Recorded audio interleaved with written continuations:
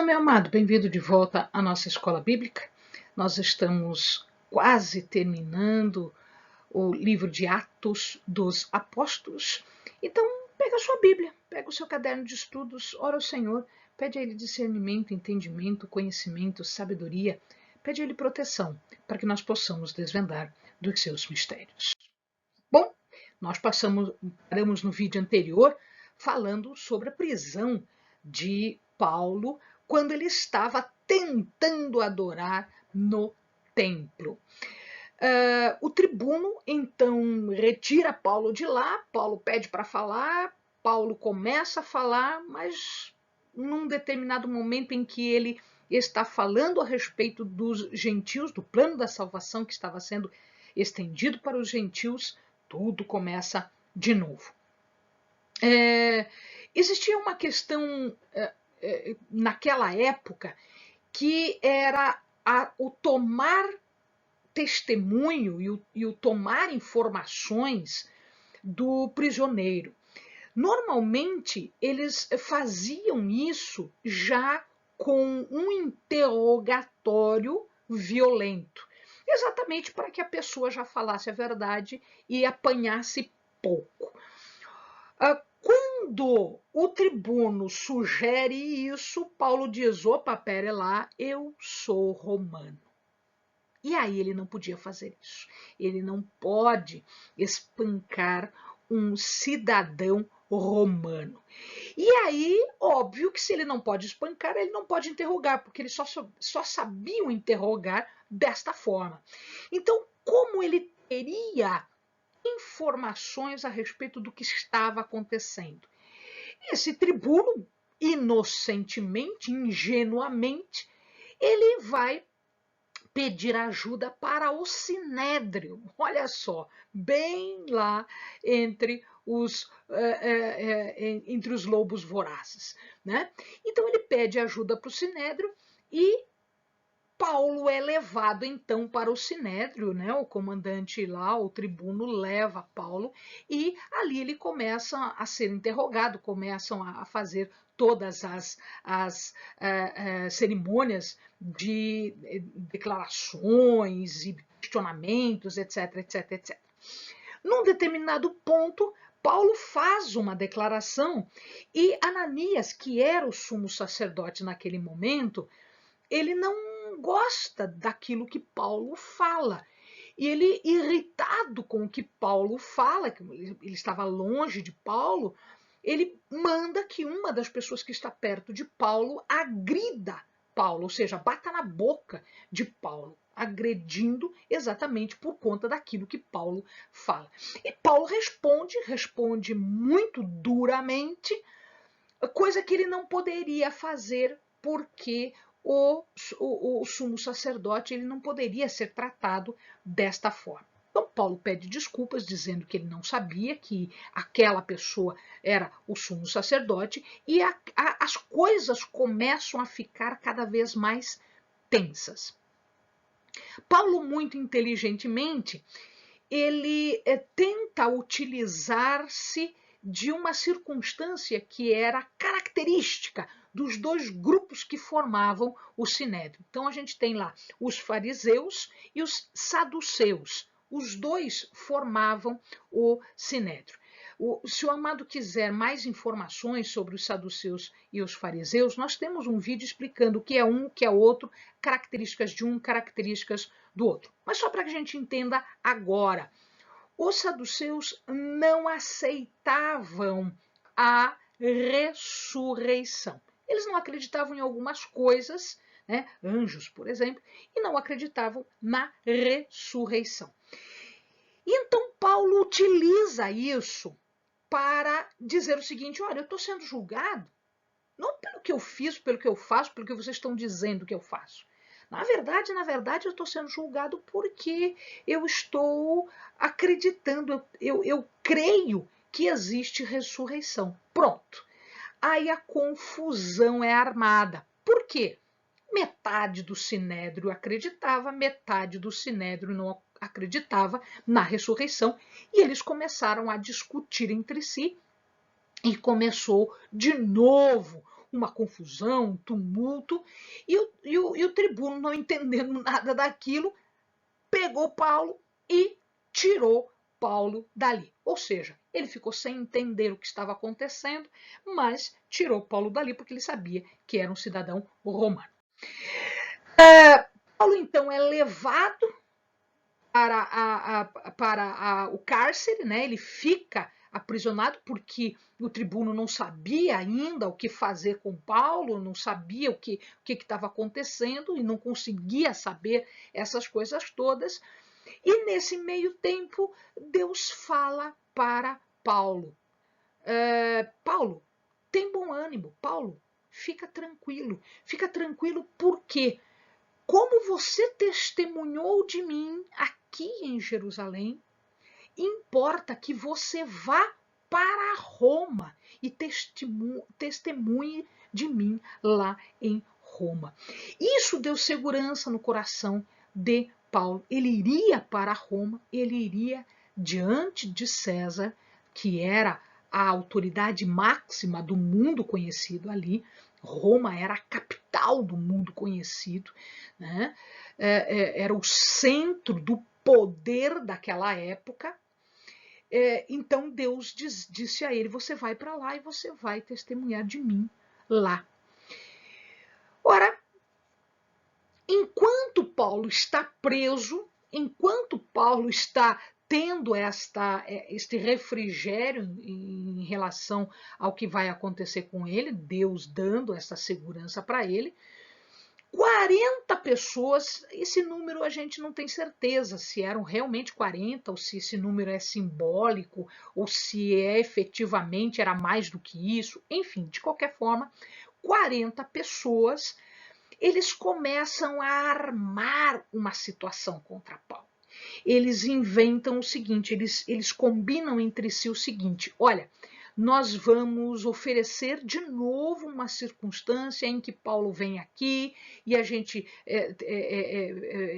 veja direitinho o que está acontecendo, para explicar para o tribuno o que está acontecendo, e quando ele vier ou quando ele for, ou seja, no caminho, a gente arma uma emboscada e a gente mata Paulo. Então, Paulo estava marcado para morrer. E eles fazem, inclusive, um voto: a gente entrou em jejum agora e a gente só vai sair do jejum no momento em que a gente matar Paulo. Eles falam isso tudo e um parente de Paulo fica sabendo disso. A Bíblia não diz como isso é possível, como esta criança sabe. Era um menino, era uma pessoa jovem, tá? Não era um adulto. Ele fica sabendo disso e ele corre e fala isso para Paulo, que está preso, mas que é permitido conversar com ele. Então esse sobrinho entra, conversa, e Paulo diz assim: não, você vai contar isso para o tribuno. Pede para um guarda, um soldado, leva o sobrinho até o tribuno fica sabendo do conluio e ele diz: opa, a coisa é mais grave. Então ele decide, naquele momento, transferir Paulo, tirar Paulo de Jerusalém, porque havia um risco muito grande, a vida de Paulo estava nas mãos dele, porque era um prisioneiro cidadão romano que estava com ele, portanto ele não podia deixar morrer, senão ele ia justificar como. Ele decide transferir para Cesareia. Cesareia, naquela época, era o centro do poder romano na Judéia, naquela área toda ali. Então, o representante de César, o representante do imperador romano, ficava sediado em Cesareia. De vez em quando ele ia para Jerusalém, mas ele ficava lá em Cesareia. E aí eles fazem uma montagem bastante segura. Paulo sai de Jerusalém acompanhado de 470 homens, entre soldados armados e cavaleiros. Então, é óbvio que durante o caminho, a partir do momento em que já ficava mais seguro, alguns homens já vão voltando, e ele chega com uma segurança razoável em Cesareia. Lá em Cesareia, e aqui a gente tem uma imagem de Cesareia. Cesareia foi uma cidade criada às margens do mar, que recebeu esse nome, Cesareia, em homenagem a César, o primeiro imperador romano. Então, o Amado está vendo aqui o porto, existe um porto aqui, o palácio do governador. Aqui existia um local de provas com cavalos, bigas, etc. Biga era um tipo de uma carroça puxada por cavalos. Aqui o anfiteatro, onde os atletas se apresentavam, onde haviam simulações de brigas, etc., etc., como se fosse o Coliseu romano. E aí a cidade aqui era algo assim muito luxuoso, com reflexo de bastante poder. E aí ele vai, portanto, para Cesareia. Quem estava governador neste momento era o Tibério Cláudio Félix, ou Félix, simplesmente. E este Félix era casado com uma moça, uma mulher de nome Drusila. Quem era Drusila? Drusila, nada mais, nada menos do que a filha de Herodes Agripa, aquele Herodes Agripa que se fez de Deus e que morreu comido de vermes depois de um discurso aqui no anfiteatro. Ele sofreu 5 dias e morreu comido de vermes, tá? Félix, então, recebe Paulo, faz um interrogatório para saber o que estava acontecendo, tá? E, sabendo daquilo que Paulo tem a dizer, ele espera a acusação, porque era o ritual, o processo era isso. Então, vinha o prisioneiro, os acusadores vinham, faziam a acusação formal, depois havia a defesa, e daí o governador decidia. Então, ele fica esperando e os acusadores vindos de Jerusalém demoram 5 dias para chegar. Quando eles chegam, a acusação foi qual? Então, a primeira acusação ele é uma peste. O que quer dizer esta acusação? Peste, no sentido deles naquela época, significava dizer que era uma pessoa que tinha uma influência como se fosse uma infecção, como se fosse uma doença, como se fosse uma peste. Assim como hoje, a peste bubônica, a peste de raiva, a peste disso, daquilo, aquele outro. Então, eles diziam que Paulo era uma peste, porque aquilo que ele falava gerava uma infecção social. Então, essa era uma das acusações. Quer dizer, nada de muito sólido. Que ele estava fazendo sedição. O que significa isso? Que o seu comportamento, que a sua conduta levava as pessoas a se rebelarem contra a autoridade. Ele, na verdade, estava pervertendo a lei, ele estava contra as autoridades. Opa, isso para os romanos já fazia algum sentido. Ele era um agitador. Mas assim, dizendo apenas, não tenho provas, eles não levaram testemunhas, eles não levaram absolutamente nenhuma prova. Aí eles dizem, ele procurou profanar o templo, ele só não conseguiu porque a gente agarrou ele primeiro, que também a gente sabe que é mentira, inclusive não tinha prova nenhuma disso, não tinha testemunha nenhuma. Então essas eram as acusações, ou seja, nenhuma acusação, né? Félix olhava aquilo e dizia, tá, mas cadê as provas? Onde está o crime deste homem? Né? Por que estão trazendo esse homem? Não tem crime nenhum. E aí eles contaram a história de Paulo, que iria bancar os sacrifícios, etc, etc, etc.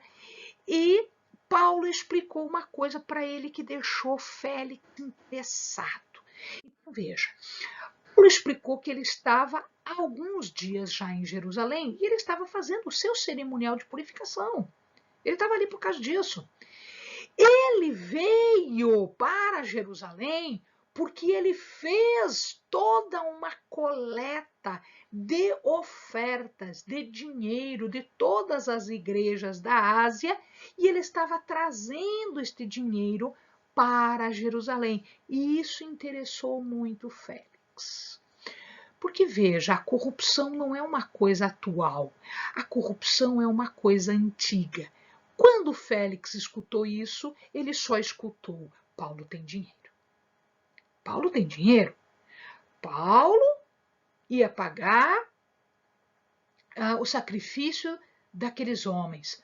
Paulo trouxe dinheiro para Jerusalém. Ele não escutou que Paulo veio para adorar, ele não escutou tudo isso. Ele não escutou a declaração de Paulo na convicção que ele tinha dos ensinamentos na palavra que Jesus tinha deixado, no arrependimento, na ressurreição de Cristo para a salvação daqueles que têm fé e que se arrependem. Não!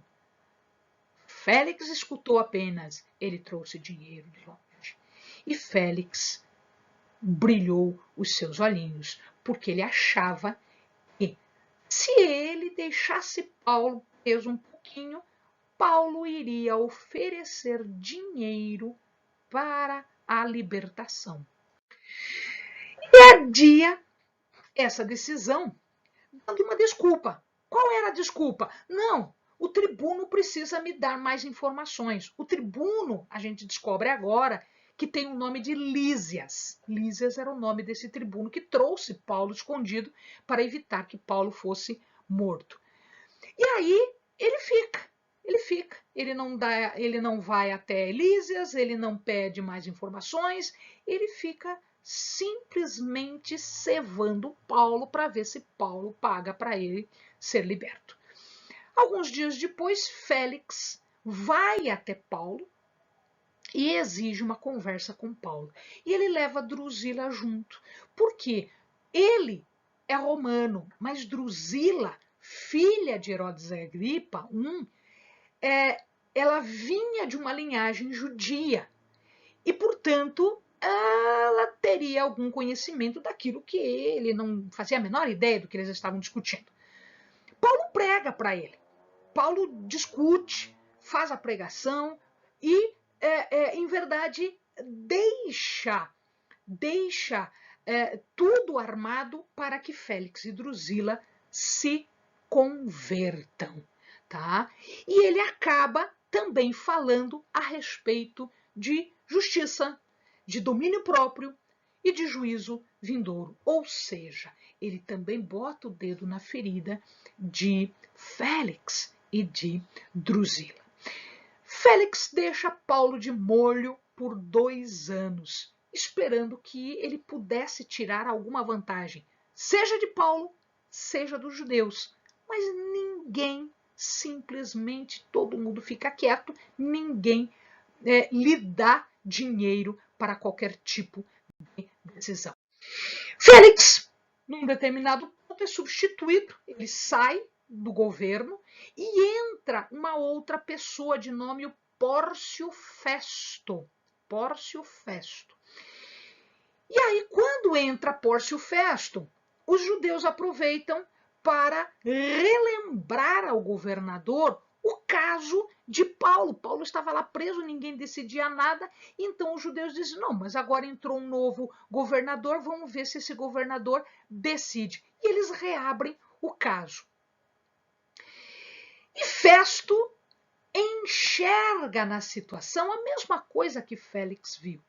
Tem aí uma oportunidade para levar vantagem.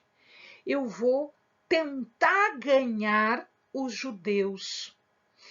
E quando ele faz isso, ele sugere que o julgamento não seja feito em Cesareia, que era a sede do governo, mas que seja feito diante do Sinédrio em Jerusalém. Paulo percebe a jogada e ele percebe que lá em Jerusalém ele não terá um julgamento justo, ele já está pré-julgado. E, portanto, ele faz aquilo que um cidadão romano pode fazer. Ele apela para César. O que quer dizer isso? Não quero ser julgado por você. Eu quero ir para Roma e lá em Roma eu quero ser julgado pelo próprio César. De acordo com aquilo que Deus havia dito para ele lá em Jerusalém. E então fica agora a situação de que Festo precisa mandar Paulo para Roma. Nesse meio tempo, uma visita nobre. Quem vai visitar Festo é Herodes Agripa II, ou seja, filho de Herodes Agripa I. Junto com ele vai a sua irmã Berenice. Eles vão fazer uma visita para Festo. Esta Berenice, alguns comentaristas dizem que era irmã, efetivamente era irmã de Herodes Agripa II, mas que não era só irmã. Ela viajava com ele, vivia com ele e, portanto, havia um relacionamento ilícito entre os dois. Quando Herodes Agripa II, que era o rei do lugar, ele chega, Festo aproveita para falar de Paulo, para saber o que eu faço agora com esse homem. Esse homem pediu para ser julgado por César. E Agripa, que já tinha ouvido falar de Paulo, ele pede para que Festo organize uma ocasião em que ele vai ouvir Paulo falar, porque ele tem curiosidade de ouvir o que Paulo tem a dizer. Ele já tinha ouvido falar de Paulo, já tinha ouvido falar dos cristãos, ele queria saber em primeira mão o que estava acontecendo. Festo faz isso, faz uma cerimônia, etc., convida todo mundo, né? A pessoa mais nobre, o centro das atenções era Herodes Agripa II, e eles então chamam Paulo para que Paulo pudesse falar. E Paulo faz o seu discurso. Paulo discursa, rememora tudo de novo, o seu passado judeu, a sua conversão de novo, o seu ministério, tudo, até a prisão. E aí, quando ele está falando disso tudo, quando ele está falando de Jesus, quando ele está falando do plano da salvação, quando ele está falando disso tudo, ou seja, ele chega no objetivo dele do discurso, que na verdade era uma pregação, Festo interrompe, porque ele sente que, opa, daqui a pouquinho ele vai fazer o apelo e eu vou ter que dizer, ou eu me converto ou não me converto. Ele interrompe e ele diz, Paulo, você está delirando, você não tá no teu juízo perfeito. E aí Paulo diz, não, eu estou no meu juízo perfeito. Agripa, que é descendente dos judeus, sabe do que eu estou falando. Ele conhece isso tudo. Ou seja, ele coloca Agripa II numa posição em que ele tem que dizer concorda, não concorda. Ou ele se converte, ou ele nega tudo, desdizendo tudo o que é fato e o que é o judaísmo. Né? E aí Agripa fica numa situação, ele não tem resposta, porque ele vai ter que dar uma resposta. Agripa, então, sai da circunstância dizendo, eu sei o que você quer, você acha que eu vou me converter assim tão facilmente. Né? Ele entendeu, ele soube e se esquiva da resposta. Ele não dá a resposta, porque Paulo sabia que a única resposta possível de Agripa era a conversão. Né? Mas aqui ele nega e ele não quer ir por esse caminho, que é um caminho mais difícil, é mais honroso, é o correto, mas para as pessoas acostumadas à corrupção, acostumadas ao errado, com uma vida toda torta, não é tão fácil assim deixar tudo isso. Né? Estava muito fácil para ele, status, poder, dinheiro, corrupção. Então ele se esquiva da resposta. Resultado disso tudo, como Paulo apela, agora Festo organiza tudo. E ele designa um centurião, que é um tipo de um sargento que coordena 100 homens, centurião, 100 homens.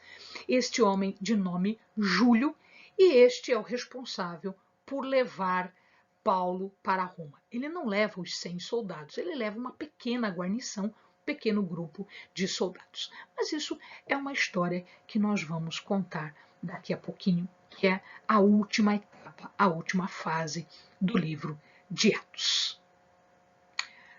Amém, amados? Bons estudos!